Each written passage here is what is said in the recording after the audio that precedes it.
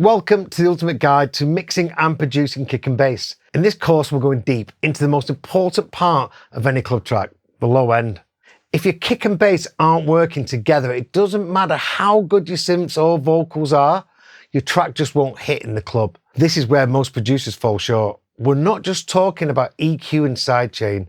We're starting from the foundations, sound selection, tuning, layering, and understanding the roles of kick and bass in your genre. Then we'll get into stereo versus mono, phase alignment, transients, and how to create that clean pocket where the bass can breathe without clashing with your kick. You'll also learn sidechaining techniques that will completely change the way you approach kick and bass separation, moving beyond basic compression to methods that give you more control, punch, and groove. We'll also explore psychoacoustic bass enhancement techniques, so your low end still feels huge even on small speakers, using tools like Basslane, R-Bass, and SubSynth.